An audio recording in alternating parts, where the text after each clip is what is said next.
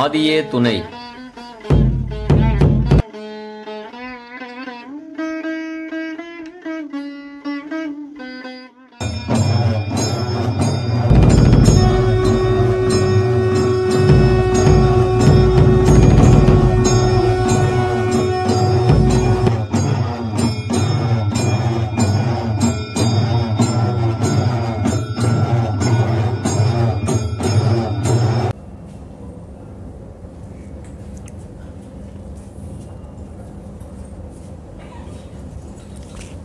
முத்தி பூர்ணம் மெய்யாக மெய்யாகவே சதுரிகங்கோடிகால மக்களிடத்திலும் உள்ள சர்வ மூலமந்திர ரூபிக மகான்மீராகுவான் சாலையாண்டவர்கள் பரமனே உருவேடுத்து பாரிடை குருவாய் வந்த துறவலர்கரசே காமீல் தொன்மறை புகழும் தேவே அருநடை பாதம் நோவ அடிமைக்காயிறங்கி வந்த மறைமணி ஞான வாழ்வே மார்கனன் நாதா போற்றி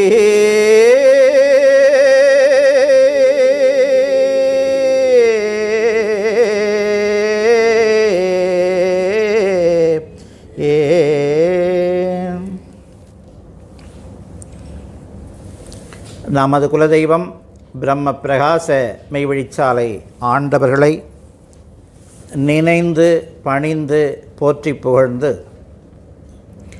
சிற்றறிவு பேரறிவு என்ற தலைப்பில் எனக்கு தெரிந்ததை புரிந்ததை உங்களோடு பகிர்ந்து கொள்கிறேன்.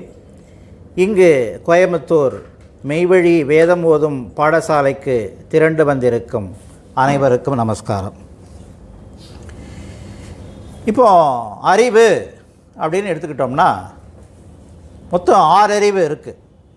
தெய்வம் வேதத்திலே 6 அறிவு உடல் எடுத்து ஐயறிவு நுகர்ச்சியிலேயே கிடந்து உழன்று அப்படின்னு நமக்கு அருள் இருக்காங்க. விலங்கு பறவை இவற்றிற்கு பார்த்தோம்னா ஐயறிவு. நம்மக்கிட்ட 5 பொறிகள் இருக்குது. மெய், வாய், கண், மூக்கு, செவி. இது பொறிகள். பொறிகள்லாம் கருவிகள். இந்த கருவிகளுடைய செயல்பாடில் தான் அறிவு வருது. மெய்க்கு உணர்வறிவு. இப்போ நமக்கு உடலில் ஒரு உணர்ச்சி இருக்குது. அடுத்து மெய் உணர்ச்சி ஒன்று இருக்குது. நம்ம வேதம் படிக்கிறோம், எப்படி உணர்கிறோம்? மெய் உணர்ச்சியாக. நம்ம படிக்க புரியுதில்லை. நமக்கு தெய்வந்தான் அந்த யமநிலையில் காப்பாற்றுவாங்கன்னு நம்முடைய ஜீவனில் அந்த மெய்யில் உணர்ச்சி இருக்கிறனாலத்தை நம்ம இங்கே வர்றோம், தெய்வத்தை வணங்குறோம். அப்போ மெய்ங்கிறதுல ஒரு தூல உணர்ச்சி நமக்கு தொட்டால் தெரியுது. ஒரு உணர்ச்சி இருக்குது, உள்ளுக்குள்ளே ஒரு அரூப உணர்ச்சி ஒன்று இருக்குது. வாய் சுவை அறிவு. வாய்க்கு சுவை அறிவு இருக்குது. கண் பார்வை அறிவு. மூக்கு நுகர்வறிவு. செவி கேள்வி அறிவு. இப்போ இந்த 5 அறிவும் பறவைகள் விலங்குகள் எல்லாத்துக்கும் இருக்குது. பெரிய வயிறு யானை, அதுவும் உயிர் வாழ்ந்துக்குது. பறவைகள்லாம் சின்ன வயிறு தான். பறவைகள் சின்ன வயிறு, அதுவும் உயிர் வாழுது. அப்போ இந்த பூலோகத்தில் வாழ்வதற்கு 5 அறிவு போதும். சரியா இல்லையாங்க? பறவைகள் விலங்குகள்லாம் 5 அறிவை வச்சுக்கிட்டே இந்த பூலோகத்தில் வாழ்ந்து விடுகின்றன. அப்போ பூலோகத்தில் வாழ்வதற்கு 5 அறிவு போதும். சரி, அப்போ மனிதனுக்கு மட்டும் தனிச்சீதனமாக 6வது அறிவு என்று சொல்லப்படுகின்ற தன்னை அறிவும் தனி அறிவு, அதுதான் பேரறிவு. அதுதான் மெய்யறிவு. மெய்யை அறியக்கூடிய அறிவு. மெய் என்றால் உயிர், இறைவன், இறைவனை அறியக்கூடிய அறிவு.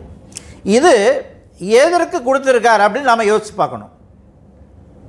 நாம் இந்த பூலோகத்தில் 5 அறிவை கொண்டே வாழலாம், மிருகங்களும் பறவைகளும் வாழ்ந்து கொண்டிருக்க, மனிதனுக்கு மட்டும் 6வது அறிவு ஏன் கொடுத்துருக்காருன்னா, இந்த பூலோகத்தில் இந்த விலங்குகள் பறவைகள் மேலே வாழ்ந்து மடிந்து போவதற்காக அல்ல.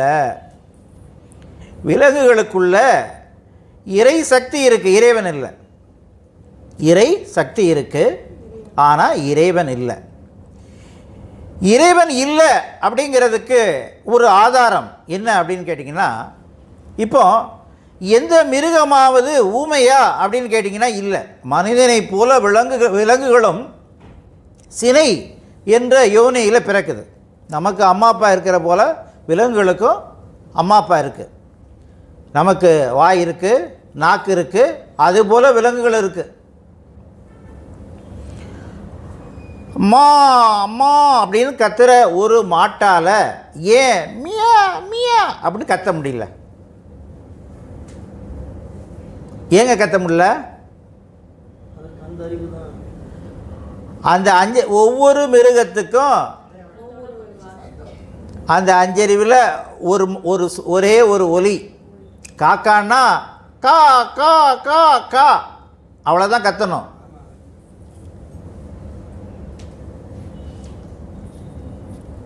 ஆனால் மனிதன்,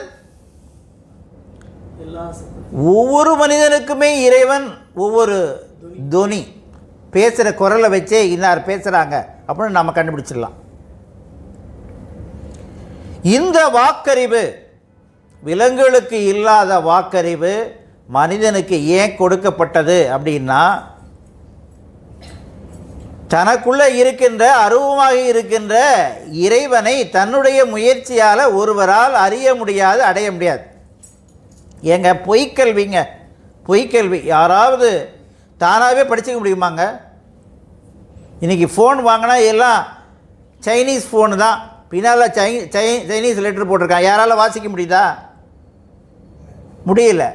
ஒரு ஆள் சொல்லிக் கொடுக்கணும், இந்த எழுத்து இப்படி உச்சரிக்கணும், இதை சேர்த்து இப்படி உச்சரிக்கணும், இல்லைங்களா? ஒரு பொய்க்கல்வி, கண்ணில் பார்க்கக்கூடிய எழுத்துக்கள், இதுக்கே ஒரு வாத்தியார் சொல்லி கொடுத்து தான் நாம் கற்றுக்க முடியுது. நமக்குள்ள இறைவன், அரூபமாக இருக்கின்ற இறைவனை தானாகவே கற்றுக்க முடியுமானா முடியவே முடியாது. அப்போ அதற்கு ஒரு குரு வேண்டும். மெய்குரு வேணும். இன்னைக்கு குரு குரு குருன்னு திரியிற குருக்கள் இருக்கு. எல்லாம் இறைவனை அறிய விடாமல் தடுக்குகின்ற குறுக்கு கல்லு தான் இருக்கு. ஆனால் மெய்குரு என்பவர், கு என்றால் இருள். என்ன இருள்? அறியாமை என்ற இருள். எதை அறியலை? நமக்குள்ளே இருக்கின்ற இறைவனை நாம் அறியவில்லை. அப்போ என்ன வேணும்? ரு என்றால் பிரகாசம். தனக்குள்ளே இருக்கின்ற அந்த இறைவனை நமக்கு முன்னால் தரிசித்த ஒரு குரு, மெய்குரு வேண்டும். தெய்வம் 12 குருமார் போய் ஞானம் கிடைக்கும்னு போனாங்க, கிடைக்கல. அப்புறம்தான் தனிகை மணிப்பிரான் அவர்களை சந்தித்து அவங்கக்கிட்ட, அவங்க கூடவே தான் சம்பாதித்த, அந்த காலத்திலே 1900 ஆண்டிலே சம்பாதித்த அந்த 36,000 வெள்ளி காசுகள், மனைவி மக்கள் சொந்த பந்தம் எல்லாத்தையும் விட்டுட்டு போகிறாங்க. அப்போ அந்த பேரறிவு, நமக்குள்ளே இருக்கின்ற அந்த பேரறிவை, தன்னை அறியும் தனி அறிவை ஒருவர் தரிசிக்க வேண்டும் என்றால் என்ன செய்யணும்னா, ஒரு குருவிடம், மெய்க்குருவிடம் 12 வருஷம் அவர்களுடைய நிழலும் உருவமும் போல, நகமும் சதையும் போல கூடவே போகணும். நான் கூட நினைக்கிறது உண்டு,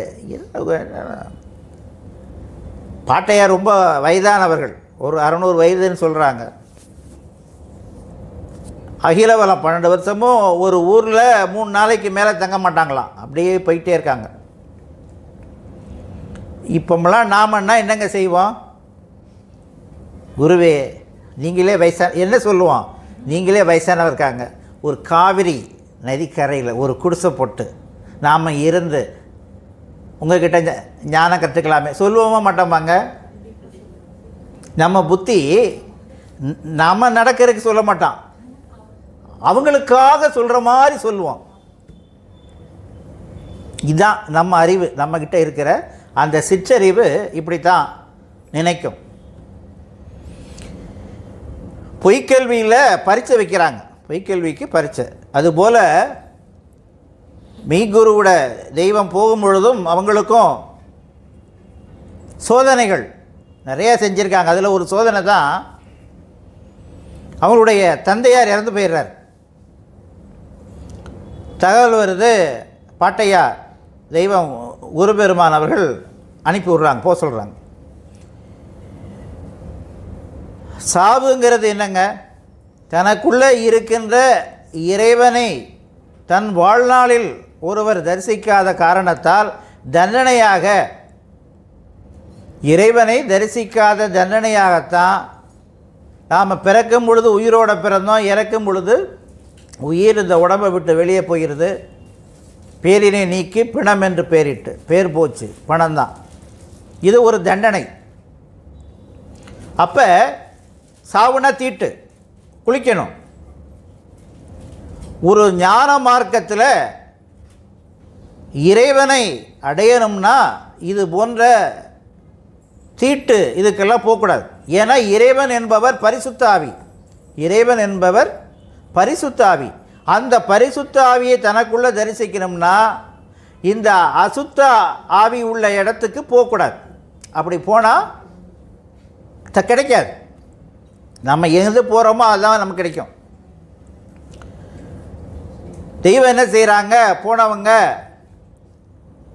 தந்தை இறந்து இதை பார்க்கல, அதுக்கு முன்னாலேயே அழுது புரண்டு மயக்கம் போட்டு விழுந்த மாதிரி விழுந்துடுறாங்க.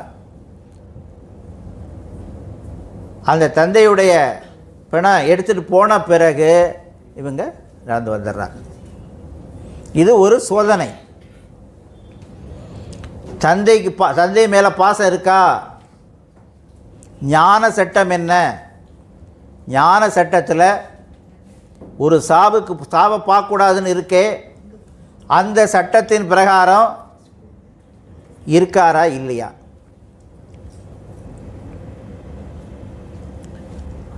இன்னொரு சோதனை. ஒரு கொட்டாங்குச்சியை கொடுத்துட்டு அத்திப்பால், கொட்டாங்குச்சி கொடுக்குறாங்க, அத்திப்பால் இந்த இடத்துல இருக்குது, மரத்தில் அத்திப்பால் கீறி விட்டால் பால் ஒடியும். அந்த வீட்டில் இருக்கணும், வேலை செய்யணும். அங்கே அழகான பெண் இருக்குது, தெய்வம் அழகாக இருக்கிறத பார்த்து அந்த வீட்டு முதலாளிக்கு இவருக்கு நம்ம பொண்ணை திருமணம் பண்ணி கொடுத்துடலாம் அப்படின்னு அவருக்கு ஆசை.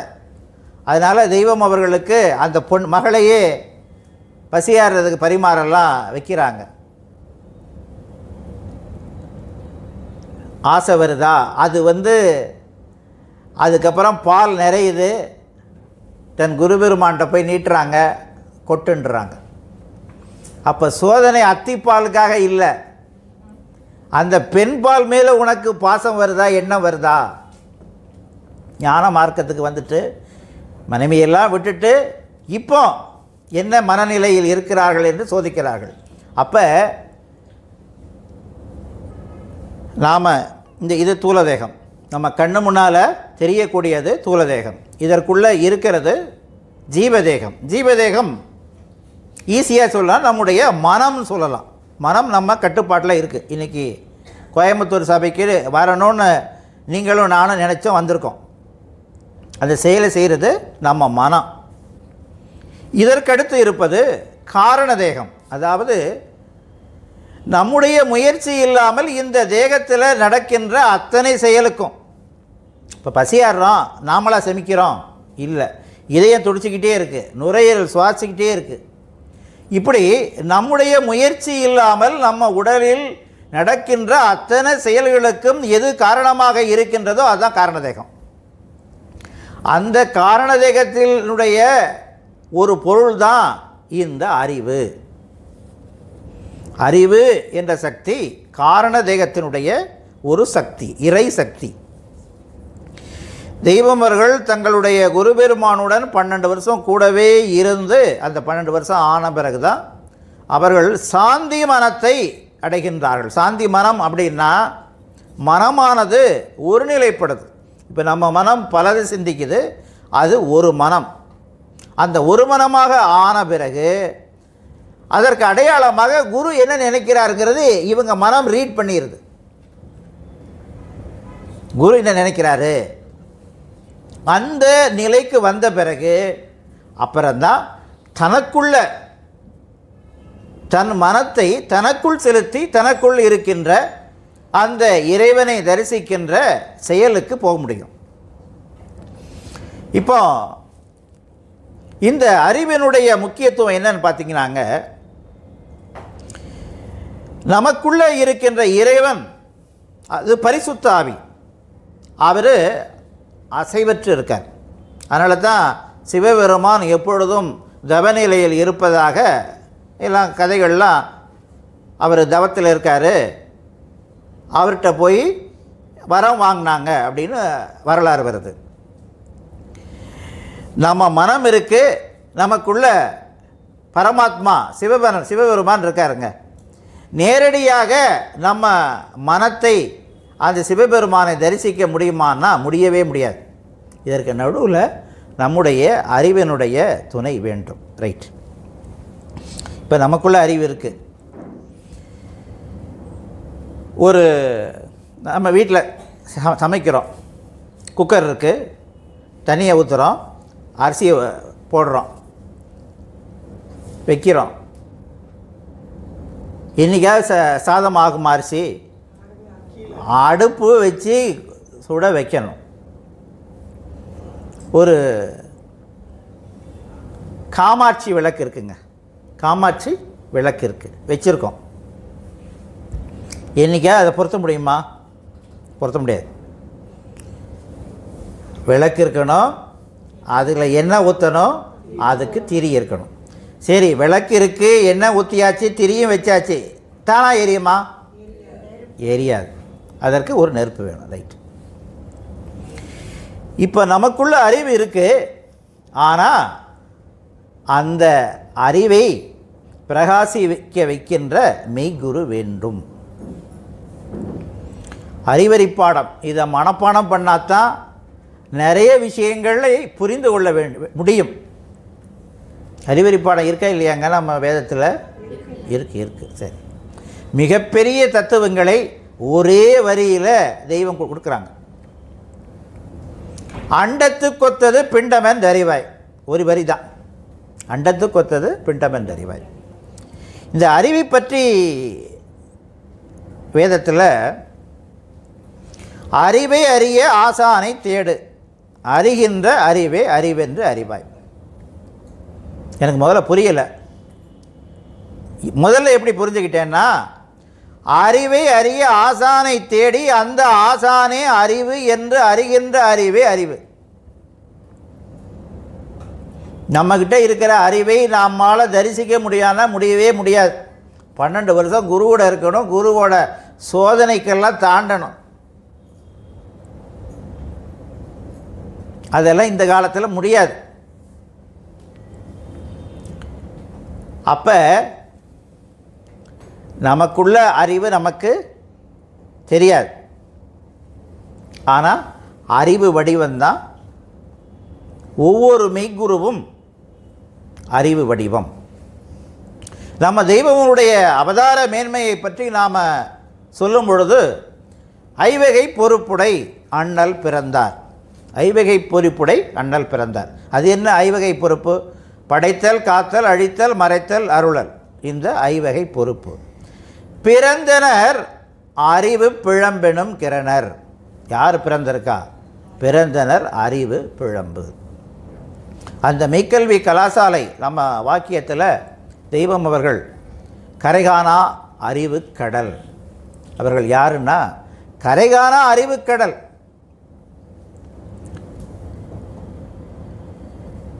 ஆயிரம் கோடி ஒருத்தர் வச்சுருக்காருன்னு வச்சுக்கோங்களேன். 1000 கோடி ஒருத்தர் வச்சுருக்கார். அவருக்கு 1 லட்ச ரூபா பெரிய காசாங்க? 1000 கோடி வச்சுருக்கிறவருக்கு 1 லட்ச ரூபா பெரிய காசே இல்லை. ஒரு கோயிலுக்கு செய்யணுமா அவர் பல லட்சம் எழுதுவார் இல்லைங்களா? நம்ம தெய்வம் அவர்கள் இதுவரைக்கும் வந்த ஞானிகள் எல்லாம் இறைவனை தரிசித்து தான் முக்தியடைய வேண்டிய தவப்பலனை சேர்த்தாங்க. அதுக்கு மேலே தன்னுடைய பத்தினிக்கு சேர்த்து வச்சுருப்பாங்க, அவ்வளோதான். ஆனால் இந்த கலியுக கடைசியில் கல்கி அவதாரம் செய்து வந்துள்ள நமது தெய்வம் அவர்கள் இந்த உலகம் முழுக்க வந்தாலும் தரக்கூடிய அளவுக்கு தவத்தை அவர்கள் சேர்த்து வச்சிருக்காங்க.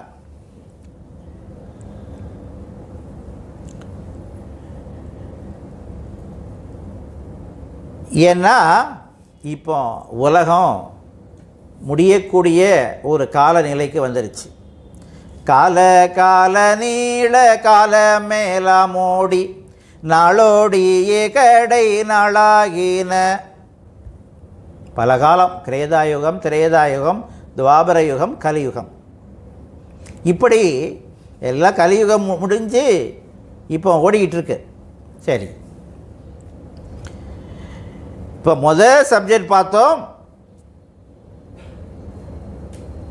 இந்த பூலோகத்தில் வாழ்வதற்கு ஐயறிவு போதும். 6வது அறிவாகிய அந்த தன்னை அறியும் தனி அறிவு, அந்த மெய்யறிவு, பேரறிவு நமக்கு கொடுக்கப்பட்டது இறைவனை தரிசிப்பதற்காகத்தான். ரைட். அது என்னங்க சிற்றறிவு அப்படின்னு கேட்டிங்கன்னா, நாம் பிறந்ததிலிருந்து நமக்கு வயதுக்கு வரும் காலம் வரை இருக்கின்ற அறிவுக்கு பெயர் சிற்றறிவு. நாம் பிறக்கிறோம், வயதுக்கு வர்றோம். ஆண்களுக்கும் வயதுக்கு வர்றோம், பெண்களும் வயதுக்கு வர்றோம். அதாவது தன்னை போல இன்னொரு உயிரை உருவாக்கக்கூடிய சக்தி.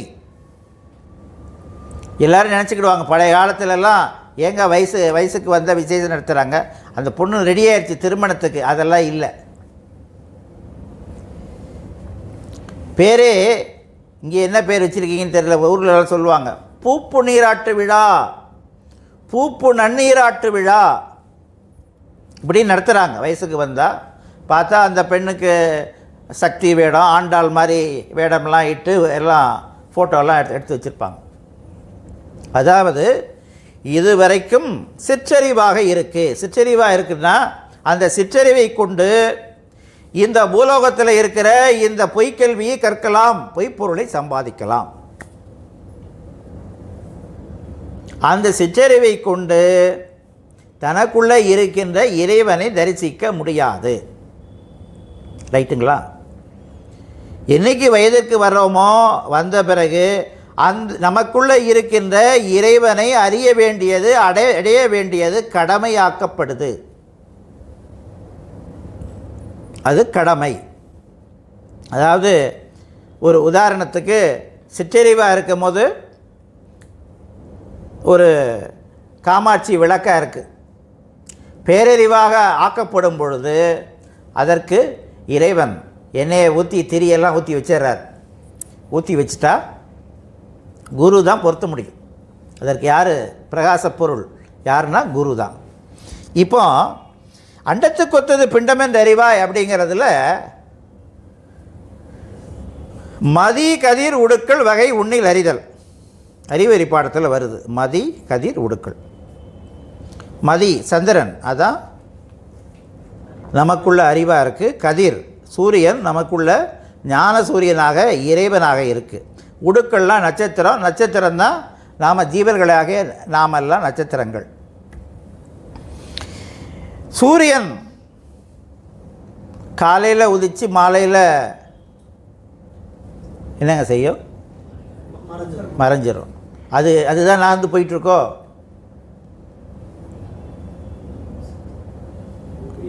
சூரியன் காலையில் உதித்து மாலையில் மறையுது. அதுதான் நகர்ந்து போகுதான்னு கேட்குறேன். பூமி தான் நகருது, நமக்கு தெரியல. ஆனால் பார்க்கும்போது இங்கே பாரியா கிழக்கில் சூரியன் உதிச்சிருச்சு, இங்கே பாருமா இருட்டாயிருச்சு மேற்கில் மறைய போகுது. சூரியன் ஒரே இடத்தில் இருக்கிறது. சூரியன் ஒரே இடத்துல இருக்குது. அதுபோல் நமக்குள்ள அந்த பரமாத்மா, அந்த சிவம் ஒரே இடத்துல இருந்து ஒளிர்ந்து கொண்டிருக்கார். சூரியன் சுயம் பிரகாசம். இறைவன் உண்டாக்கிய காலத்திலேருந்து அதுக்கு பிரகாசம் இருக்குது. எந்த நாட்டுக்காரனும் சூரியனில் ஒளி குறைஞ்சி போச்சு, நாங்கள் அமெரிக்காவிலேருந்து நாசா மூலமாக எரிபொருளை கொண்டு போய் வச்சுட்டு வந்தோன்னு யாரும் சொல்லலை. உண்மைதானங்க? இறைவன் படைத்த காலத்திலிருந்து சூரியனானது ஒளி கொடுத்துட்ருக்கு. ரைட். இந்த சிற்றறிவு பேரறிவை பற்றி பேசுகிறோன்னு நினச்ச போது எனக்கு ஒரு ஒரு ஒரு இது தோணுச்சுன்னா, ஒரு பொருளுங்க, ஒரு பொருள் 2 நேரத்தில் வெவ்வேறு விதமாக இருக்கும். இதுக்கு உதாரணம் பார்த்திங்கன்னா, குடியாரம் இருப்பான், டெய்லி குடிச்சிக்கிட்டு கத்திக்கிட்டு இருப்பான். அவன் பொண்டாட்டி, என் வீட்டுக்காரன் ஒரே குடியாரங்க, காசெல்லாம் குடிச்சே வீணாக்குறான் அப்படின்னு சொல்லும். அதே குடியாரன் பக்தியாக ஐயப்பன் கோயிலுக்கு மாலையை போட்டு டெய்லி காலையில் குளித்து அசைவ உணவு சாப்பிடாம சைவ உணவு மட்டும் சாப்பிட்டுட்டு எந்த சாவுக்கும் போகாமல் ஐயப்பன் பஜனை பாடல்களை பாடிக்கிட்டு இருக்கும் பொழுது மனைவி முதற்கொண்டு மற்றவங்க அதே ஆளை, குடிகாரன்னு சொன்ன அந்த ஆளை சாமி சாமி சாமின்னு சொல்லுவாங்க. நடக்குதா இல்லையாங்க? ஒரே ஆள் தான். குடியாரன்னு சொன்ன மனைவி, இல்லை அவர் சாமி அப்படின்னு மனைவியே சொல்லுது, எல்லாரும் சொல்கிறாங்க. அப்போ ஆள் மாறல, செயல் மாறுது. நம்ம செயல் இறைவனை நோக்கி எண்ணத்தில் இருக்கும் பொழுது அது பேரறிவுக்கான பயணம். அதே அறிவை இந்த அழிந்து போகின்ற உலக வாழ்க்கைக்காக பயன்படுத்தும் பொழுது அதுதான் சிற்றறிவு. இதற்கு உதாரணமாக நம்ம சந்திரன் வேற என்னங்க பேரு? மதி, மூன். ரைட்டுங்க. அமாவாசை அன்னைக்கு சந்திரனை பார்க்க முடியுமாங்க? அது இருக்கா இல்லையா? அமாவாசை அன்னைக்கும் சந்திரன் இருக்கு, ஆனால் பார்க்க முடியுமானா பார்க்க முடியாது. ஏங்க பார்க்க முடியல அப்படின்னு பார்த்தோம்னா, சந்திரனுக்கு சுய ஒளி இல்லை. சூரியனிடமிருந்து ஒளியை வாங்கியே சந்திரன் பிரகாசிக்குது. ரைட்டா தப்பாங்க? இதான் உண்மை. சூரியன் இருக்கு, சூரியனை பூமி சுற்றுது. இந்த சந்திரன் என்ன செய்யுதுன்னா, பூமியையும் சுற்றுது, சூரியனையும் சுற்றுது, 2 வேளை. அப்படி செய்யும் பொழுது சூரியனுக்கும் சந்திரனுக்கும் நடுவில் பூமி வந்துருச்சுன்னா சூரியனுடைய ஒளி சந்திரனுக்கு கிடைக்காது, பூமி மறைச்சிருது. அப்போ அமாவாசை. அப்புறம் என்ன செய்யும்? 3ஆம் நாளைக்கு கொஞ்சோண்டு எட்டி பார்க்கும், கொஞ்சோண்டு எட்டி பார்க்கும். 3ஆம் பிறை நாம் கூட சாலையில் பிறைக்கொடி ஏற்றுறோம். அப்படியே கொஞ்சம் 3ஆம் பிறை அன்னைக்கு கொஞ்ச நேரம்தான் தெரியும். 3ஆம் பிறைக்கு கொஞ்சம் நேரம் தான் தெரியும், அப்புறம் மறைஞ்சு போயிடும். அப்படியே கொஞ்சம் கொஞ்சமாக வளர்ந்து அந்த சந்திரனுக்கு முழு ஒளி வரும்பொழுது அன்னைக்கு பௌர்ணமி. அன்றைக்கி நம்ம சாலையில் பௌர்ணமி கொடி நடத்துகிறோம். அப்போ இன்றைக்கி இந்த உலகத்தில் மெய்யான குரு இல்லாமல் சிற்றறிவில் வாழ்பவர்கள் எல்லாருடைய அறிவும் எப்படி இருக்குது என்றால் அமாவாசை, இருள், இறைவனை அறியாத இருள் தான் இருக்குது. சிற்றறிவில் தான் இருக்காங்க. பேரறிவு ஆயிடுச்சு, ஆனால் அதற்குரிய செயலுக்கு போகலை.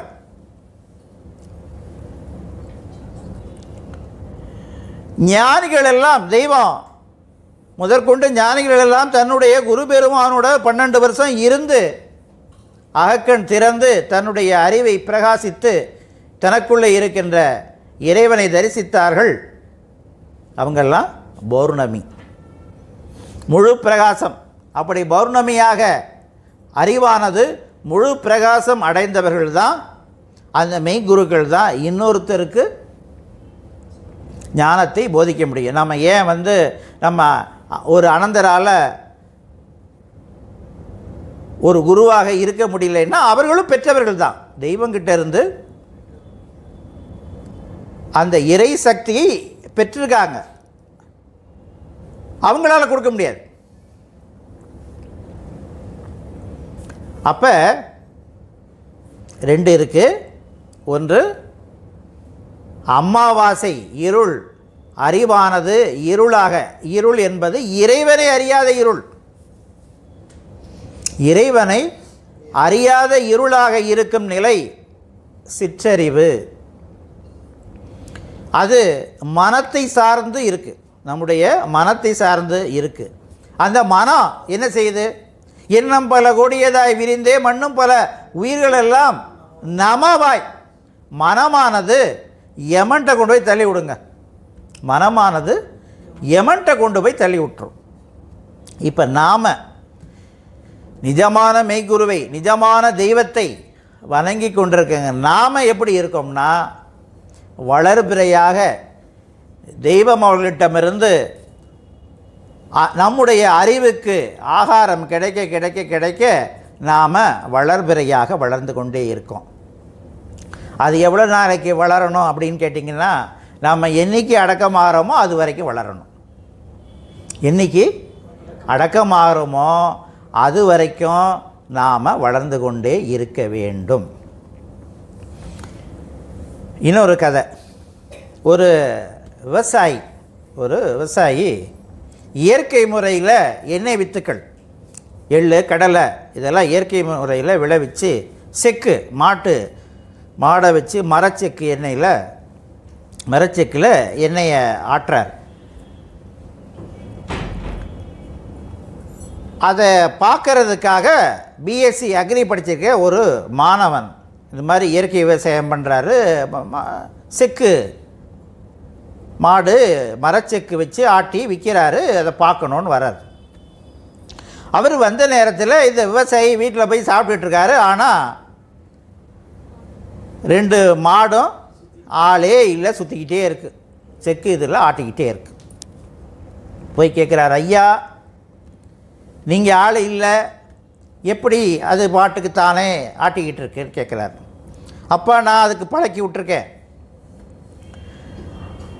அது முழுக்க ஆட்டி முடித்த உடனே அதுக்கு நல்ல உணவு கொடுப்பேன். நான் கொடுக்குற அந்த உணவுக்காக நான் இப்படி வெளியில் வந்தாலும் அது பாட்டுக்கு சுற்றிக்கிட்டு இருக்கோம் அப்படின்னு சொல்கிறார். சரி, அது சுத்தாமல் நின்றுச்சுன்னா உங்களுக்கு எப்படி தெரியும் அப்படின்னு அந்த அக்ரி மாணவன் கேட்குறார்.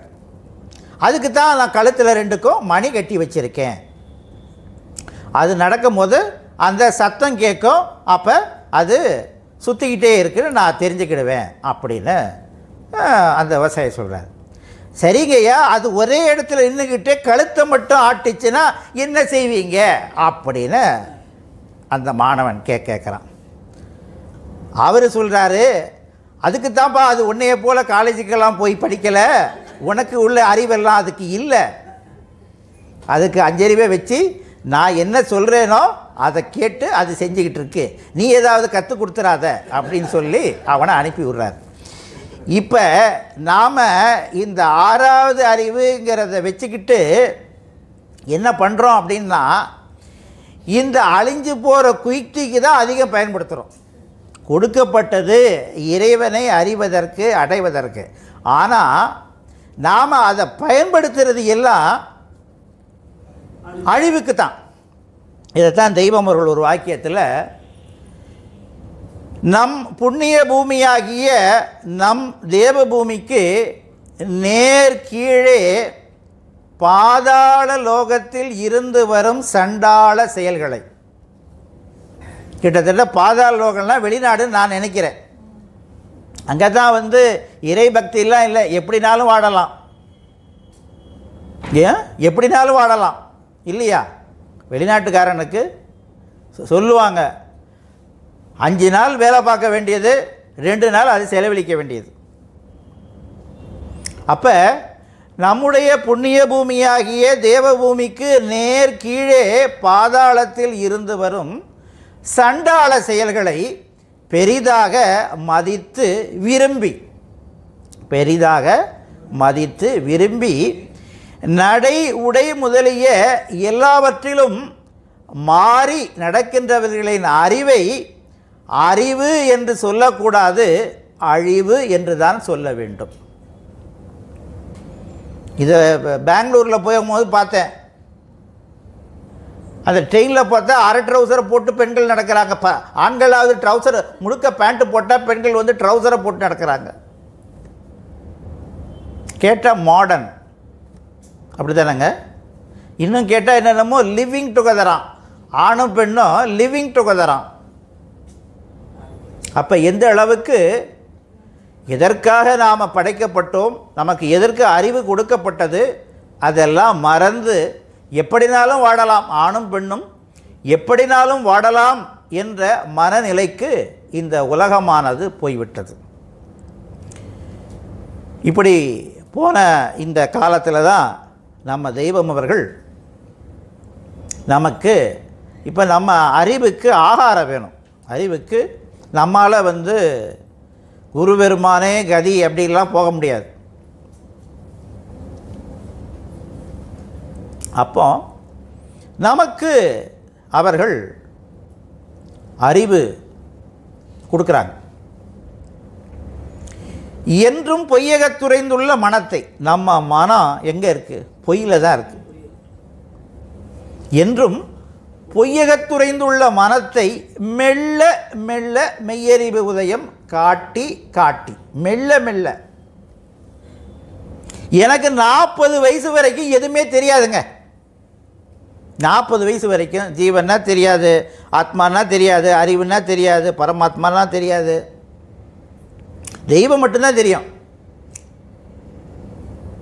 எனக்கு தெரிஞ்சது தெய்வம் மட்டும்தான் தெரியும். நேரம் கிடைக்கும் போது வேதங்களை எடுப்போம், மனப்பாடம் பண்ணுவோம். நமக்கு எது பிடிக்குதோ அதை படிக்கிறது, அதை மனப்பாடம் பண்ணுறது. வேதத்தில் எங்கேயும் புரிஞ்சு படின்னு சொல்லலை. ஏன்னா புரியாத மாதிரி தான் நிறைய இருக்குது. வேதத்தில் புரியாத மாதிரி தான் நிறையா இருக்குது. புகர் சமய ஜெகத சத்துவ சத்து கணாமிய காப்பேடு கடாவு வைப்பாக 107 நீளபதிப்பும் நல்லா தான் இருக்குது. எனக்கு புரியலையே. விண்டண்டங்கண்டன்ற விராட்பதி விதங்குலாவிய பதங்குமேவிய பண்டுண்டண்டங்கு தடாவிய பதந்தனை துணி நிதந்தினம் தினம் வலமேறு. நல்லா பாடுறதுக்கு நல்லா தான் இருக்குது, ஒன்றும் தான் புரியலையே. ரைட்டுங்களா? ஆதிமை உதயபூர்ண வேதாந்தம், மான்மியம் இதெல்லாம் படிச்சுக்கிட்டு மனப்பாடம் பண்ண காலத்தில் எனக்கு நிறைய புரிதலும் வரல, ஒரு அச்சமும் வரல. புரிஞ்சாத்தாரங்க பயப்படுறது. ஆனால் வாக்கியங்களை படிக்கும் பொழுது தான் அறிவுக்கு ஆகாரம் கிடைக்குது. தெய்வம் ஒருவன் தான் படித்ததை விட அதிகம் பேச வேண்டும், இல்லாவிட்டால் அதுவே அவன் ஜீவனில் களையாக மண்டிவிடும். துனியை அதிகமாக மெய்ச்செயலில் செலவு செய்பவனே ஜீவன் முத்தன் ஆகிறான். இந்த வாக்கியம் படித்தேங்க. அப்போ எனக்கு ஜீவன்னா என்னன்னே தெரியாது. ஒன்று மட்டும் தெரியும், களைங்கிறது மட்டும் தெரியும். நெல் வயலில் களை எடுப்பாங்க, இதெல்லாம் பார்த்துருக்கேன். அப்போ ஜீவன்னு ஒன்று இருக்குது, களைன்னு ஒன்று ஏற்படுது. களை இருக்கக்கூடாது. களை வந்து ஒரு பயிரை வந்து வளைய விடாமல் பண்ணிடும், அது சத்தை எடுத்துக்கிச்சுன்னா. அப்போ களை போகணும். அதுக்கு என்ன செய்யணும்? ஒருவன் தான் படித்ததை விட அதிகம் பேச வேண்டும். ஆமாம், நம்ம தான் படித்து வச்சுருக்கோமே அங்கே இங்கேயும், அப்படின்னா பேசுவோம். இப்படின்னு தான் அப்படி சபைகளுக்கு வர்றது. யமபடரை முறியடிக்கின்ற வல்லமம் பெற்ற ஒருவர் இருக்கிறார். யமபடரை முறியடிக்கின்ற வல்லமம் பெற்ற ஒருவர் இருக்கிறார், அவர்களை தேடு. இப்போ நான் தேடிட்டேங்க. யார்? நம்ம தெய்வந்தான். சரி, நான் தூங்கும் போது மறந்துட்டேன். நான் தூங்கும் போது என்னையே மறந்து அப்புறம் தெய்வத்தைங்க நினச்சேன். அவர்களை தேடுங்கிற செயல் எப்போ வரைக்கும் தேடணும்? அடக்கமாற வரைக்கும் தேடணும். எப்போ வரைக்கும்? அடக்கமாற வரைக்கும். நான் தான் தேடிட்டேன் போதும், அவ்வளோதான். இல்லை, டெய்லி தூங்கும் போது மறந்துடுறோம். யமபடரை முறியடிக்கின்ற வல்லமம் பெற்ற ஒருவர் இருக்கிறார், அவர்களை தேடு. அவர்கள் உன்மீது பிரியமாக இருக்க வைத்துக்கொள், அதுவே சொர்க்கம். அவர்கள் வெறுப்பு நரகம். இது ஒன்றே வேதம். இதில் புரியாது என்னங்க இருக்கு பாருங்க, வார்த்தை பாருங்க, வாக்கியம். யமபடரை முறியிருக்கின்ற வல்லமை பெற்ற ஒருவர் இருக்கிறார், இப்பவும் இருக்காங்க, செயலளவில் இருக்காங்க, நமக்குள்ள இருக்காங்க. நமக்குள்ள இருந்து நம்முடைய செயல்பாடுகளை எல்லாம் கவனித்துக்கிட்டே இருக்காங்க.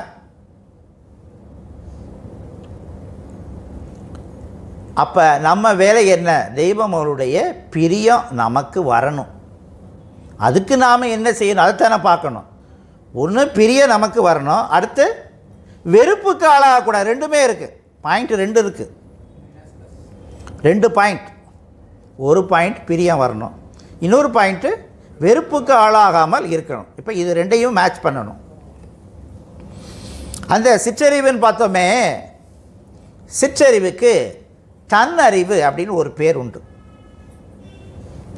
பேரறிவுக்கு தன்னை அறியும் தனி அறிவு, அது பேரறிவு. இந்த சிற்றறிவு தன்னறிவு. நான் என்ன நினைக்கிறேனோ அதான் தன்னறிவு.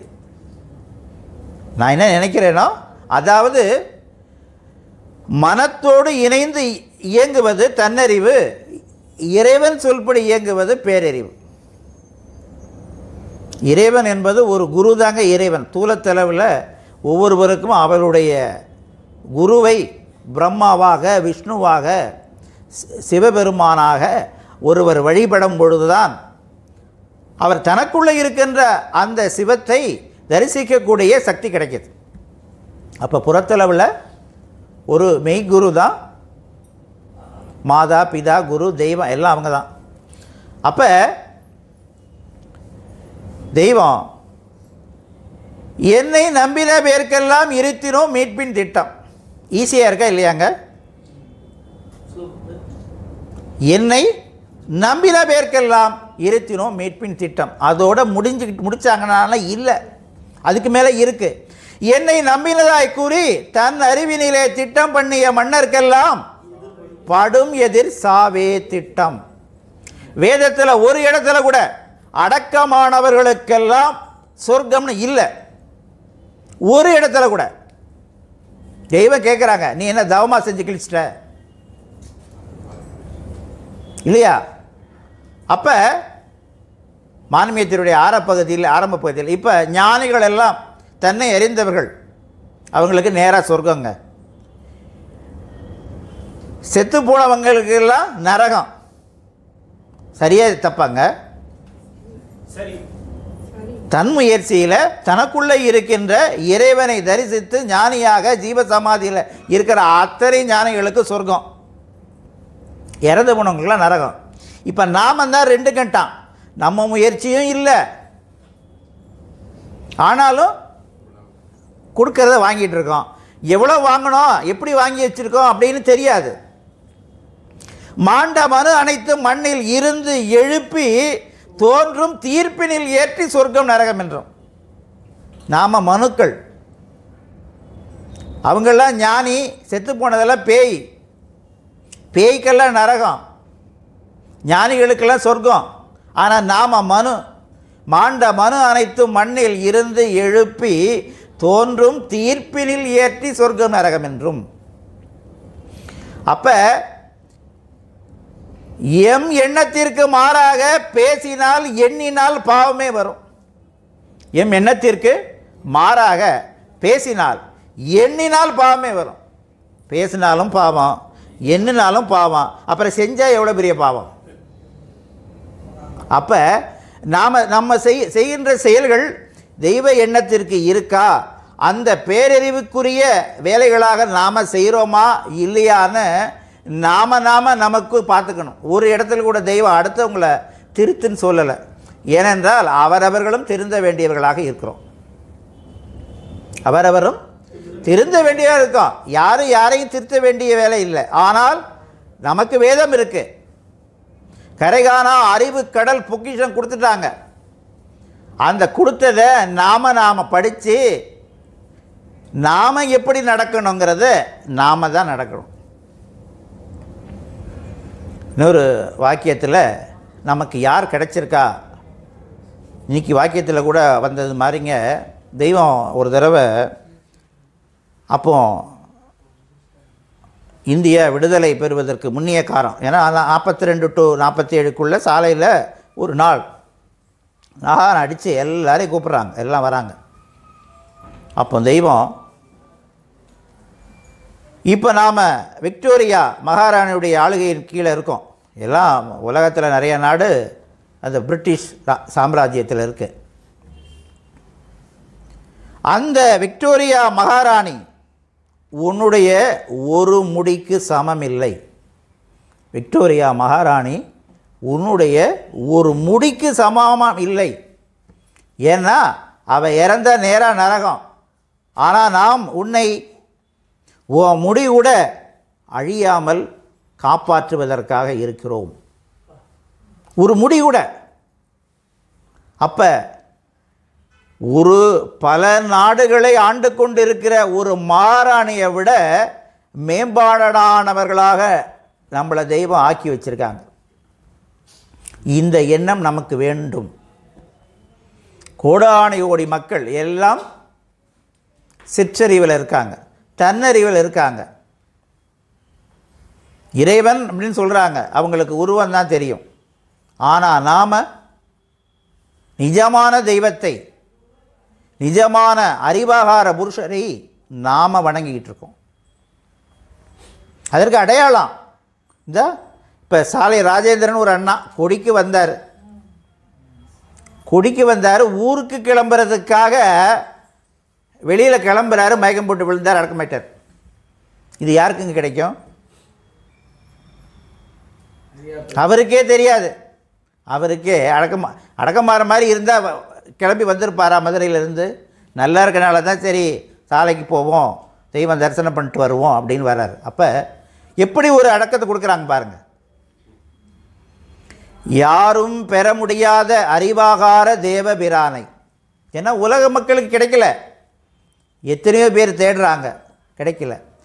யாரும் பெற முடியாத அறிவாகார தேவபிரானை, அறிவு ரூபகமாக புருஷரை நாம் பெற்று நமது கைப்பொருளாக வைத்திருக்கின்றோம். நமக்கு சர்வ உதவியினராக வைத்திருக்கின்றோம் என்று நீ உன்னுள் சிறிதும் பேதகமில்லாமல் நினைக்க வேண்டும். இப்போ நாம் யாரை வச்சுருக்கோம் அப்படின்னா, இப்போ எனக்கு கைப்பொருள் அப்படின்னு சொன்ன உடனே ஃபோன், கைபேசி தாங்க ஞாபகம் வருது. என்ன ஞாபகம் வருது? ஃபோனு ஒன்று இருந்தால் போதும் கையில். எந்த கடையில் போயினாலும் பொருளை வாங்கிக்கலாம். இப்போ நீங்கள் பர்ஸே வேண்டியதில்லை. கால்குலேட்டர் இருக்குது, பணம் நமக்கு யாராவது அனுப்புனாங்களான்னு பார்த்துக்கலாம், எந்த தகவல்னாலும் பரிமாற்றம் பண்ணலாம். அப்போ எவ்வளோ பயனுள்ளதாக இருக்குது நமக்கு. இது தூளத்தளவில் ஒரு கைபேசி நிறைய பயனுள்ளதாக இருக்குது. நம்ம அகமுகத்தில் தெய்வம் நமக்கு கைப்பொருளாக நாம் இருக்கிறோம், வச்சுக்கோ. அப்போ வச்சுக்க வேண்டியது யாருடைய கடமைங்க? நம்ம கடமை. அவங்க தயாராக இருக்காங்க, தாயாராக இருக்காங்க. யாரும் பெற முடியாத அறிவாகார தேவபிரானை, அறிவு ரூபகமாகிய புருஷரை நாம் பெற்று நமது கைப்பொருளாக வைத்திருக்கின்றோம், நமக்கு சர்வ உதவியினராக வைத்திருக்கின்றோம் என்று நீ உன்னுள் சிறிதும் பேதகமில்லாமல் நினைக்க வேண்டியது. இதாங்க நாம் நினைக்க வேண்டியது. அடுத்தது, இன்றைக்கெல்லாம் தெய்வீகத்தில் அதை தெரிஞ்சுக்கணும், இதை தெரிஞ்சுக்கணும். இன்றைக்கெல்லாம் நிறைய பேர் கிளப்பி விட்றாங்க, அதை தெரிஞ்சுக்கணும், இதை தெரிஞ்சுக்கணும். நான் 40 வருஷம் ஒன்றும் தெரியாமல் தான் இருந்திருக்கேன். இப்போ எதனாலும் பேசுவேன். தெய்வம் தெரிய வச்சாங்க. எதுவுமேங்க தெய்வம் தெரிய வச்சா பேச முடியும்.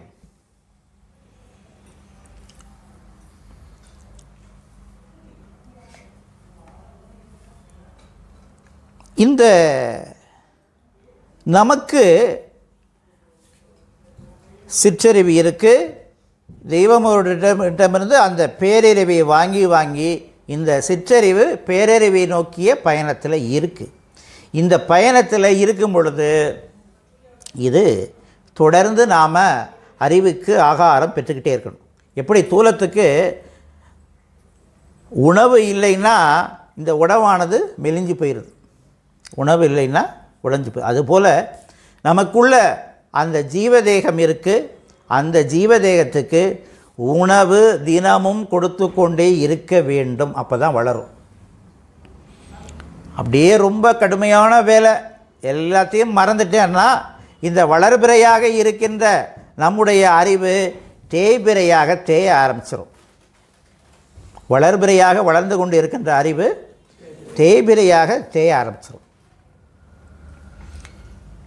8 மோட்சங்கள் வச்சுருக்காங்கன்னா 8 மோட்சம் ஏன் உருவாக்கி வச்சுருக்காங்க? அவரவரும் தெய்வம் அவர்களும் விட இருக்கின்ற அந்த பற்றுதலுக்கு ஏற்றாப்புல தான். நம்ம பாட்டுக்கு ஏற்ற பலன்தான். வேத சாஸ்திரங்களை படித்து தேர்ந்து எம்மிடம் வர வேண்டியது இல்லை. தெய்வம் நமக்கு அருள்றாங்க, அதை படிக்கணும் இதை படிக்கணும் இல்லை, அதெல்லாம் படிக்கவும் முடியாது. படிக்கிறது தேர்தல்ங்கிற ஒரு வார்த்தையை சொல்கிறாங்க. படித்து புரியுதல் தான் தேர்தல். வேத சாஸ்திரங்களை படித்து தேர்ந்து எம்மிடம் வர வேண்டியதில்லை. சர்வலோக சரணினை பற்றி நாம் போதிக்கும் போது உன் அறிவே உனக்கு வாத்தியாராக நின்று விளங்கும். நம்ம அறிவு இருக்குது, நம்ம அறிவே வாத்தியாராக நின்று விளங்கும். ஆகவே எமது வார்த்தைகளை உன் காதில் நுழையும்படி செய்து கொண்டால் போதும். எமது வார்த்தைகளை உன் காதில் நுழையும்படி செய்து கொண்டால் போதும். அது உனக்கு அறிவிக்க வேண்டியதையெல்லாம் அறிவிக்கும். இதெல்லாம் ரொம்ப உண்மை. இப்போ இந்த சிற்றறிவு பேரறிவுக்கு யோசிச்சுக்கிட்டே இருக்கேன். ஒரே பொருள் 2 வேலை செய்யணும், ஒரே பொருள் 2 வேலை செய்யணும். அதுபோல் என்ன இருக்குது? அப்போ தான் நினைவில் கொடுக்குறாங்க. சந்திரன் இருக்கு பாரு, அமாவாசை அன்னைக்கு இருளாக இருக்குது, அதே பௌர்ணமி அன்னைக்கு பிரகாசமாக இருக்குது. பிரகாசமும் இருளும் ஒன்றாங்க, ஒரே பொருள் தான். ஒரே பொருள் சந்திரன் அமாவாசை அன்னைக்கு பார்க்கவே முடியல, அதே பௌர்ணமி அன்னைக்கு அழகாக முழு நிலவாக பிரகாசிக்குது. அதே தான் நாம் பௌர்ணமியாக பேரறிவாக கரைகானா அறிவு கடலாக இருக்கின்ற நம்ம தெய்வம் அவர்களுடைய அருள் அமிர்தத்தை கொடுத்துக்கிட்டே இருக்காங்க. நம்ம வேலை வாங்க வேண்டியது தான். இதுவரைக்கும் அவங்க தூளத்தேரிமேனி இருந்தபோது சங்கந்தங்கமாக பேசிக்கிட்டே இருந்தாங்க, அந்த அருள் அமுதத்தை கொடுத்து கொண்டே இருக்காங்க. இப்போ அந்த அருள் அமுதமெல்லாம் நமக்கு வேதமாக இறக்கி அருளப்பட்டிருக்கு. அருகில் ஒவ்வொருவர்க்கும் தரும் வீணா விடைச்சூவை அருளமோதினை உண்டு பெருகிய குருகுலம் அழியாப்பதி குடியேறிய நாயகம் என் குருவின் மொழியாம் படி குடியேறி உபாயமதுட்புகவே தெளியும் மதிய அமுதமும் மது வாதக சாந்த மதில் பழியாகிய யமனே பயந்தோடி விரண்டனே. நமக்கு முன்னால் தெய்வத்தை வச்சுக்கிட்டா யமன்ட்டு சங்காரம் பண்ணுற வேலையெல்லாம் அவங்க வேலை, நம்மளால் முடியவே முடியாது. நம்ம வேலை அவங்களுக்கு பின்னால் ஒளிஞ்சிக்கணும். அவங்களுக்கு பின்னால் ஒளிஞ்சிக்கிட்டால் யமன்ட்டு தப்பிச்சுக்கலாம். அதுதான் அறிவு முன்னும் அந்த அறிவின் வழி மனமும் நடப்பது மெய் வழி. எதுக்கு நம்ம பேருக்கு முன்னால் சாலை என்றொரு மெய்மேனி தெய்வமுடைய நாமத்தை போடுறோம்? அதுதான் அறிவு, அதுதான் அறிவு. இந்த ஜெயசுந்தரன் அப்படின்னு பேர் இருக்கு, என் பேர், அதான் என்னுடைய மனம், அதான் என்னுடைய ஜீவன். வெறும் ஜெயசுந்தரனாக இருந்தால் எமன் பிடிச்சிட்டு போயிடுவான். ஆனால் சாலை ஜெயசுந்தரமாக இருந்தால் இந்த ஜெயசுந்தரமாவது சாலை என்ற மெய்மீனுக்கு பின்னால் ஒளிஞ்சிக்குது. அவங்கக்கிட்ட சரணாகதி அடைஞ்சிச்சு. தெய்வமே நீங்கள் தான் காப்பாற்றணும். எனக்கு எமன்லாம் தெரியாது. எமனை தெரியுமா? அவங்க பார்த்துருக்கோம். அருவமாக இருக்கிற ஆள். உங்களை தான் தெரியும். உங்களை தான் தெரியும். எமன்ட்டு காப்பாற்ற வேண்டியதெல்லாம் உங்கள் பொறுப்பு தான். நாம் எப்படி செய்ய முடியும்? அதான் கைப்பொருளை வச்சுக்கோங்கிறாங்களே இல்லையா? நம்ம என்னங்க செய்ய முடியும்? அப்போ நமக்கு தெய்வம் கஷ்டமாக கொடுக்கல. எமது வார்த்தைகளை உன் காதில் நுழையும்படி செய்து கொண்டால் போதும். அதில் என்ன பிரச்சனைன்னு கேட்டிங்கன்னா, இன்றைக்கி படித்த உடனே புரியணும்னு நினைக்கிறாங்க. இதுதான் பிரச்சனையே. படித்த உடனே புரியணும். படித்தேன் புரியலை. எனக்கு படித்ததெல்லாம் புரியலை. என்றைக்கோ ஒரு நாள் புரிஞ்சிச்சு. விழுங்கிக் கொண்டே இருங்கள், வேதத்தை விழுங்கிக் கொண்டே இருங்கள், என்றாவது ஒரு நாள் விளங்கும். அதுக்கு நான் தான் சாட்சிங்க. என்ன தலைப்புனாலும் சொல்லுங்கள், பெண்ணால் பேச முடியும். ஆனால் அதுக்கு எனக்கு நேரம் வேணும். எனக்கு நேரம்னா என் நினைவில் இந்த சப்ஜெக்ட் பேசலாம் அப்படின்னு தெய்வம் கொடுக்கணும். நம்ம முயற்சிக்கெல்லாம் என் முயற்சிக்கெல்லாம் எதுவுமே வராது. என் முயற்சிக்கெல்லாம் எதுவும் வராது. தெய்வம் ஆகா சிற்றறிவு பேரறிவு நல்லா இருக்கே. சிற்றறிவினுடைய குணங்கள் என்ன, பேரறிவுடைய நாம் எப்படி இருக்கோம்? சிற்றறிவு மனத்தை சார்ந்து இருக்கோம். உண்மை அதுதான். எப்போ வேதத்தை எடுத்து படிக்கிறோமோ, தெய்வத்தை நினைக்கிறோமோ, அப்பொழுது தான் அந்த பேரறிவை சார்ந்து இருக்கும். இல்லது எல்லாம் உலக மக்கள் மேலே போட்டி போட்டுக்கிட்டு பொய்ப்பொருள், பொய்யெண்ணம், போலி ஞானம் இதில் தான் இருக்கும். அப்படி தான் இருப்ப தெரியும். அதோடு சேர்த்து 10 வேலையோட 11 வச்சுக்கோ. 11 நாம் வச்சுக்கிட்டா அந்த யம நிலையில் அந்த பேரறிவு, அந்த அறிவு கடலாகிய நம்ம தெய்வம் நம்மளை காப்பாற்றுவாங்க.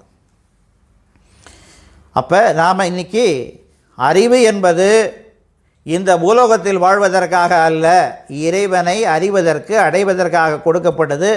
அதை இந்த உலக வாழ்க்கைக்கு மட்டும் பயன்படுத்தினால் இறுதியில் யமன் தான் வர்றான், தண்டனை வருது. அதாவதுங்க, இறைவன் பெருங்கருணை பேருள்ளார். நான் நினச்சி பார்க்குறது, நம்ம ஒரு நிலத்தை வாங்குகிறோம், 10 வருஷம் வைப்போம், என்ன விலைங்க போகும்? பல மடங்கு போகுது. 10 வருஷம் வச்சுருந்தோம், ரைட்டுங்களா? இந்த உலகத்தை படைத்த இறைவனுக்கு எவ்வளோ இந்த நிலத்துக்காக காசு கொடுத்தோம்? யாராக காசு கொடுத்துருக்கோமாங்க? நம்ம மட்டும் லட்சக்கணக்கில் கோடிக்கணக்கில் சம்பாதிச்சிட்டு இருக்கோம் இல்லைங்களா? மூச்சு விட முடியல அப்படின்னு ஆக்சிஜன் போய் எடுத்து அதுக்கு எவ்வளோ காசு? கிட்னி வேலை செய்யலை, டயாலிசிஸ்க்கு எவ்வளோ காசு? அப்போ மனிதன் வாழ்வதற்காக காற்று, மழை கொடுக்கிறார். எதுக்குமே நம்மகிட்ட காற்று வாங்கலை. இறைவன் மனிதனுக்காக எல்லாத்தையும் இனாமாக கொடுத்துருக்காரு. நமக்குள்ளே இருந்து நம்மையும் இயக்கி கொண்டு இருக்கிறாரு.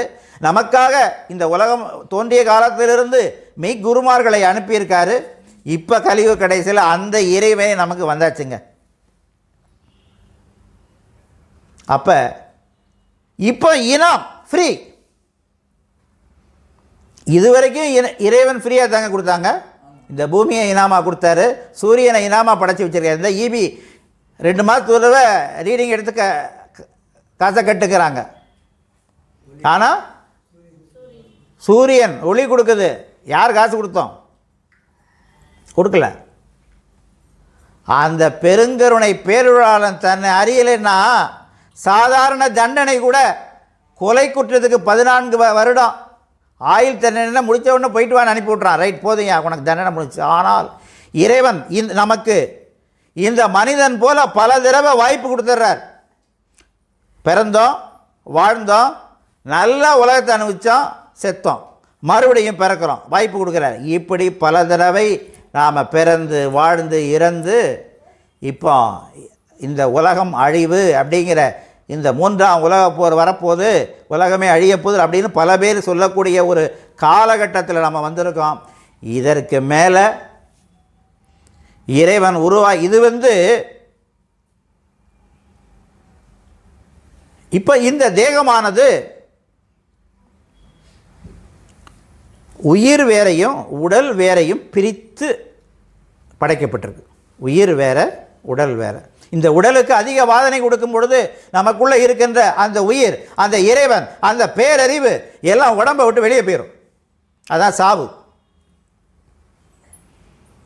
ஆனால் அடுத்து படைக்கப்படுகின்ற அந்த உலகம், நித்திய உலகம், இது எல்லாத்தையும் ஒன்றா சேர்த்து இறைவன் படைச்சிடுறார். அதான் நரகத்தில் எண்ணெய் சட்டியில் போட்டு கொதிக்க வைப்பாங்க அப்படின்லாம் படம் போடுறாங்க. அதெல்லாம் உண்மை, அதெல்லாம் நடக்க போகுது. அப்போ அந்த தேகமானது எண்ணெயில் கொதிக்க வச்சா அந்த வாதனை அனுபவிக்கும். ஆனால் அவன் சாக மாட்டான். இப்போ இந்த உடலும் உயிரும் தனித்தனியாக படைக்கப்பட்டிருக்கு. அதனால் பிரிஞ்சு போயிடுது. அடுத்து சொர்க்கமானாலும் சரி, நரகமானாலும் சரி, உயிரும் உடலும் ஒன்றாக படைக்கப்பட இருக்கின்றது. ஒன்று சொர்க்கத்தில் நித்திய மகிழ்ச்சி, இல்லது நரகத்தில் நித்திய துன்பம். எதுங்க வேணும்? நமக்கு நித்திய மகிழ்ச்சி தான் வேணும். இந்த உலகத்தில் மட்டும் நாம் பிள்ளைங்கள நல்ல ஸ்கூலாக பார்த்து 4 பேர்கிட்ட கேட்டு, இந்த ஸ்கூல் நல்ல டீச்சர்ஸ் இருக்காங்களா, நல்லா சொல்லி கொடுக்குறாங்களா கேட்டு போய் கேள்வி கேட்குறது. அப்புறம் நல்லா படித்து காலேஜ், நல்ல காலேஜாக, ரேட்டிங் என்ன, அதெல்லாம் பார்க்குறோம். அடுத்து எப்போ இந்த கம்பெனி நல்ல கம்பெனியாக, ஒழுங்காக சம்பளம்லாம் கொடுக்குறாங்களா, லீவெல்லாம் கொடுக்குறாங்களா அப்படின்னு கேட்டு கம்பெனியில் வேலைக்கு சேர்றது. இதுக்கெல்லாம் நம்முடைய அறிவை, அந்த சிற்றறிவை பயன்படுத்திக்கிட்டு இருக்க மனிதன் நமக்குள்ளே இருக்காரே ஒருத்தர். இப்போ நம்ம பேசுகிறோமே, இதுக்கு யார் காரணம் அப்படின்னு பார்க்குறதே இல்லை. கொடுத்த அறிவை அழிவுக்கு பயன்படுத்தி கொண்டு கடைசியில் அழிவுக்கே போகிறான். அப்படிப்பட்ட காலகட்டத்தில் நம்முடைய தெய்வம் அவர்கள் இந்த கலியுக கடைசியில் கல்கி அவதாரம் செய்து, நீ என்ன நினச்சிக்கோங்கிறாங்க. ரொம்ப கஷ்டமே இல்லை, ரொம்ப கஷ்டம் இல்லை. ஆனால் நாம் கஷ்டமானதாக நாமளே மாற்றிக்கிறோம். கஷ்டமானதாக நாம் மாற்றிக்கிறோம். ஏன்னா வேதத்தை நமக்கு தமிழில் இருக்குது, அதனால் எங்களுக்கு படிக்க முடியுது. படித்ததுனால கேள்வி வருது, படித்ததுனால கேள்வி வருது. வேதத்தில் இந்த பாதம்லாம் தெரிஞ்சுக்கணும், அதுக்கு ஏதாவது வழி இருக்கா? பாதம்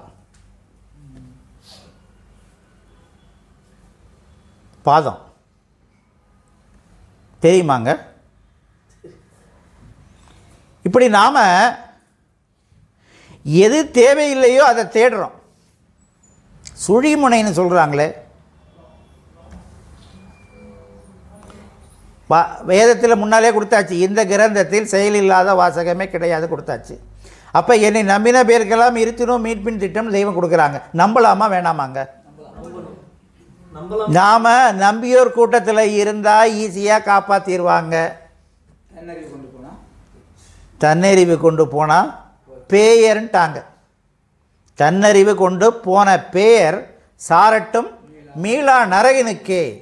அப்போ நாம் தன்னறிவு கொண்டு போகக்கூடாது. எதுக்கு குடிச்சங்கம் தேட தேட கோதருந்திடும் அப்படின்னு ஒன்றா வர்றோம். இப்படி ஏதாவது நமக்குள்ளே இருக்கிற சைத்தான் வந்துங்க, நமக்குள்ளே ஒன்று இருக்குது, நம்மளை சுற்றியும் சைத்தான் இருக்கும். 2 காலில் சைத்தான் இருக்கும், 2 காலில் சைத்தான் இருக்கும். அந்த சைத்தான் போதனை கொடுக்கும். சைத்தான் போதனை கொடுக்கும். வேதத்தில் எங்கேயாவது உள்ளதை எடுத்து, எங்கேயாவது உள்ளதை காமிச்சு, இது உனக்கு தெரியுமா, இப்படி கொடுத்துருக்காங்களே. எங்க நிஜமான நம்பிக்கை உள்ளவர்களாக இருந்தோம்னா இந்த இடத்துல இப்படி கொடுத்துருக்காங்கங்க. என்னை நம்பின பேருக்கெல்லாம் இருத்துறோம் மீட்பின் திட்டம் கொடுத்துருக்காங்க.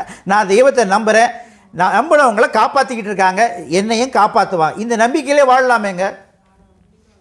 அது இல்லாமல் எந்த சைத்தானோ சொன்னதெல்லாம் கேட்டுக்கிட்டு எனக்கு அதை தெரியணும், இதை தெரியணும், உனக்கு அதை தெரியுமா இப்படின்னு கேட்டுக்கிட்டு நிறைய பேர் வீணாகின்றார்கள்.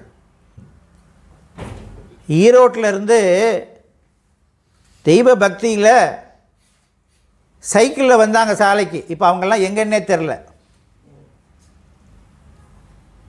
ஏதோ ஒரு சைத்தான் கூட்டிகிட்டு போயிடுச்சு. அப்போ இறுதி வரை நிலை நிற்கவர்களே பாக்கியவான்கள். உபதேசம் பெற்று 32 வருடமாக மெய்வழியில் இருக்கிற ஒரு அனந்தரை பார்த்து தெய்வம், இவருக்கு உபதேசம் முடிந்ததான்னு கேட்குறாங்க. இல்லை, நடந்து கொண்டு இருக்கிறது. எப்போ முடியும்? எப்போ அடக்கமாகிறாரோ அப்போ. நமக்கும் தெய்வம் நிறைய போதனைகள் கொடுத்துக்கிட்டே இருக்காங்க. ஞானத்தை எடுத்து அருந்துவதற்கு 5 கரங்கள் 5 வழிகள் உள்ளன. ஒன்று அச்சர உபதேசம், அது நம்ம வேதம். அது மூலமாக தான் நான் பேசுகிறேன்னா வேதத்தை படித்து வேதத்தில் எனக்கு என்ன புரிஞ்சிருக்கோ அதை உங்களோட பகிர்ந்துறேன். வாயினால் பேசி புகுத்துகின்ற உபதேசம், ஒவ்வொருத்தரும் பேசுகிறத வச்சு நமக்கு ஒரு புரிதல் வருது. அந்த உபதேச விளக்கத்தை கொண்டு உன் நாவை வேதனாவாக வளர்ப்பது. நாம் படித்து மனப்பாடம் பண்ணி அதை எடுத்து அப்படியே பேசினால் ஒரு பிரச்சனையும் வராது. ஈஸி, பிரச்சனை இல்லை. அறிவில் நின்று அறிவுக்கு உபதேசம். இப்போ அனந்தர்களுக்கு உபதேசம் கிடைக்கிது, நமக்கு போதனை கிடைச்சிட்டே இருக்குது. நம்ம அறிவில் இருந்து தினமும் தெய்வம் போதித்து கொண்டே இருக்கின்றார்கள். நினைவில் நின்று நினைவுக்கு உபதேசம். இப்படி நம்ம அறிவறி பாடத்தில் பார்த்திங்கன்னா பேர் அறிவு, பாடம். நான் எந்த ஒரு சப்ஜெக்டும் பேசுகிறதுக்கு முன்னால் அதை பற்றி அறிவறி பாடத்தில் எப்படி தெய்வம் கொடுத்துருக்காங்கங்கிறத முதல்ல பார்ப்பேன். அது ஈஸியாக இருக்கும். அதில் தான் ஆதி துணை, ஆதியே துணை, ஆதியை அறிய குருவே துணை. ஈஸியானது. இதுவரைக்கும் ஆதியை அறிவதற்கு ஒரு குரு வேண்டும், மெய்யான குரு வேண்டும். இப்பொழுது அந்த ஆதியே இந்த பூலோகத்தில் நமக்காக தூலம் எடுத்துகிட்டு வந்துட்டாங்க, வந்து இருக்காங்க. இப்போ வேறு குரு வேணும்னு யாரும் தேடக்கூடாது. ஆதி தான் வந்துட்டாங்களே, ஆதியை அறிவதற்கு குரு வேணுங்க. ஆதியே வந்த பிறகு எதற்கு வேறு ஒரு குரு? ஆதி பரமகுரு ஐயன் திருப்பாதம் ஓதி அடிபணிந்து உரைப்பது கேள் பூங்கிழியே. அவங்க உரைப்பதை கேட்கலாமே. நாம் கேட்டோங்கிறதுக்கு ஒரு அடையாளம் வேணுங்க. கேட்டோங்கிறதுக்கு அடையாளம் வேணும். காதில் கேட்டோம்னா அது வாய் வழியாக வரணும். அப்படி வாய் வழியாக வந்தால் தான் நாம் ஒரு விஷயத்தை தப்பாக புரிஞ்சுக்கிறோமா ரைட்டாக புரிஞ்சுக்கிறோமாங்கிறது இருக்கும். அடுத்து வேதத்தில் இருக்கிறத அப்படியே உள்ளதை உள்ளபடி நாம் படிக்கணும், மனனம் செய்யணும். இந்த மனம் பிசாசாக இருக்குது. இந்த பிசாசுக்குள்ளே தெய்வமுடைய பேரறிவை உள்ளுக்குள்ளே கொடுத்துக்கிட்டே இருந்தால் தான் அப்போ சிற்றறிவாக தன்னறிவாக போகக்கூடியது கொஞ்சம் கொஞ்சமாக அறிவு வளர்ச்சி பெற்றுக்கொண்டே இருக்கும். சொல்லலாமா? ஆகவே நமக்கு மனிதனுக்கு மட்டும் தனிச்சீதனமாக கொடுக்கப்பட்டுள்ள 6வது அறிவு இறைவனை அறிவதற்கு அடைவதற்கு. ஆனால் நாம் இந்த உலக வாழ்க்கைக்காகத்தான் அதிகம் பயன்படுத்துகிறோம். இந்த கலியுக கடைசியில் அந்த அறிவு கடலே நமக்காக தூளந்தாங்கி வந்து அந்த பேரறிவை நமக்கு இனாமாக கொடுத்து கொண்டிருக்கின்றார்கள். நாம் அதை முழு நம்பிக்கையோடு தினமும் கொண்டே இருக்க வேண்டும். தினமும் இது முக்கியம். இங்கே வாய் உணவு 3 வேளைக்கு பசியாடுறோமா இல்லையா? இந்த தூலத்துக்கு மட்டும் உணவு கொடுக்கும் பொழுது உள்ளே இருக்கின்ற அந்த ஜீவதேகம் அது வளர்ந்தாத்தான் சொர்க்கத்துக்கு கூட்டிகிட்டு போக முடியும். ஸ்கூல்லையே என்னங்க மினிமம் மார்க்காவது எடியாக பாஸ் பண்ணி விட்றேன் அப்படின்னு வாத்தியார் சொல்லுவார். கொஞ்சமாவது படி, இந்த முக்கியமானது இதை படி, இதை எழுது, இந்த பாஸ் பண்ணிடலாம் அப்படிம்பாங்க. அதுபோல் நாம் என்னதான் பொய்ப்பொருள் வாழ்க்கையில் இருந்தாலும் நமக்கு கொடுக்கப்பட்ட அறிவு இறைவனை அறிவதற்கு அடைவதற்கு அந்த அறிவை நாம் அதிகமான நேரம் தெய்வ நினைவாக இருப்பதற்கு நாம் பயன்படுத்தினா அதற்கு ஏற்ற பலன் நமக்கு கிடைக்கும். ஆகவே சிற்றறிவாக நம்மக்கிட்ட அதுதான் தெய்வம்.